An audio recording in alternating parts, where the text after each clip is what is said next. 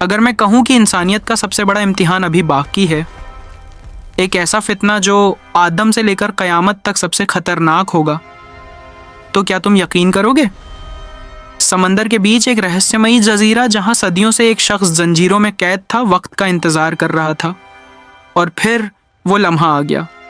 زنجیریں ٹوٹیں اور دجال آزاد ہو گیا۔ نبی صلی اللہ علیہ وسلم نے فرمایا تھا کہ اس کا فتنہ پوری دنیا کو ہلا دے گا۔ وہ نکلا اور اس کے ساتھ آیا خوف، جنگ اور تباہی۔ شہر اجڑنے لگے، لوگ ڈر کے سائے میں جینے لگے۔ وہ پکارتا تھا، میں تمہارا رب ہوں، میرے پاس جنت بھی ہے اور دوزخ بھی، اور اپنی جھوٹی طاقتوں سے لوگوں کو گمراہ کرتا گیا۔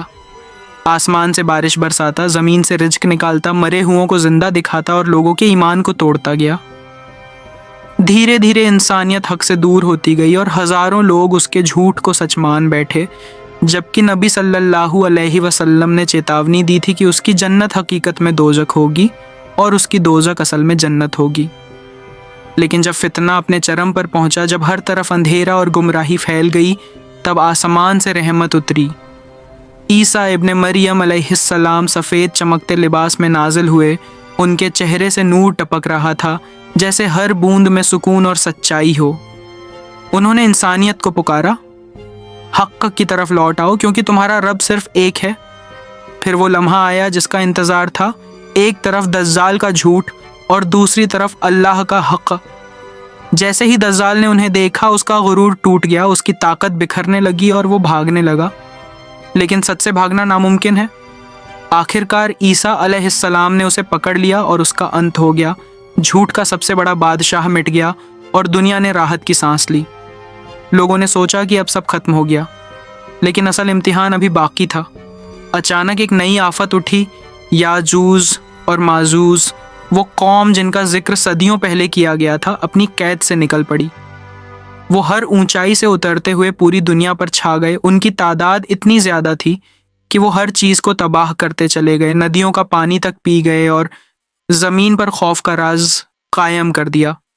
انسان بے بس ہو گئے، کوئی طاقت انہیں روک نہیں پا رہی تھی۔ تب عیسیٰ علیہ السلام اور ایمان والے لوگ اللہ سے دعا کرنے لگے، اور پھر اللہ کی قدرت نے ایک ہی پل میں سب بدل دیا۔ یاجوج ماجوج پر ایسا عذاب آیا کہ پوری قوم ختم ہو گئی۔ دنیا کو پھر سکون ملا، لیکن یہ سکون بھی زیادہ دیر نہ رہا۔ آسمان سے ایک گھنا دھواں اترا جس نے پوری دنیا کو ڈھک لیا۔ ہر سانس بھاری ہو گئی، ہر دل ڈر سے کانپ اٹھا۔ پھر وقت نے ایک اور عجیب موڑ لیا۔ سورج نے اپنا راستہ بدل دیا اور ایک دن وہ مغرب سے اگا، جس سے توبہ کے دروازے بند ہو گئے۔ اس کے بعد زمین سے دبت الارض نکلا، جو انسانوں کے چہروں پر ان کی حقیقت لکھنے لگا، کون حق پر ہے اور کون گمراہی میں۔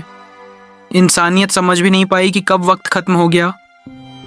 گناہ عام ہو گئے، لوگ سچائی سے دور ہوتے گئے اور پھر زمین ہلنے لگی۔ 3 بڑی جگہوں پر زمین دھنس گئی، جیسے دنیا خود اپنے بوجھ کو سہن نہ کر پا رہی ہو۔ اس کے بعد یمن کی سرزمین سے ایک آگ نکلی جو لوگوں کو ہانکتی ہوئی ایک جگہ جمع کرنے لگی۔ کوئی بھاگ نہیں سکتا تھا، کوئی بچ نہیں سکتا تھا۔ اور پھر وہ آخری لمحہ آ گیا، سور پھونکا گیا۔ ایک ہی پل میں سب کچھ ختم ہو گیا۔ نہ رشتے بچے، نہ طاقت، نہ دولت، صرف انسان کے عمل اس کے ساتھ تھے۔ جن کے پلڑے بھاری ہوں گے وہ کامیاب ہوں گے اور جن کے ہلکے ہوں گے وہ گھاٹے میں رہیں گے۔ اس دن ہر انسان سمجھ جائے گا کہ اصلی کامیابی کیا تھی، لیکن تب بہت دیر ہو چکی ہوگی۔ تو سوچو، اگر یہ سب حقہ ہے، اگر یہ سب ہونے والا ہے، تو ہم آج کس راستے پر چل رہے ہیں؟ کیونکہ قیامت کی یہ نشانیاں صرف کہانی نہیں، ایک چیتاونی ہے۔ ابھی بھی وقت ہے، سنبھل جاؤ کیونکہ کل کا کوئی بھروسہ نہیں۔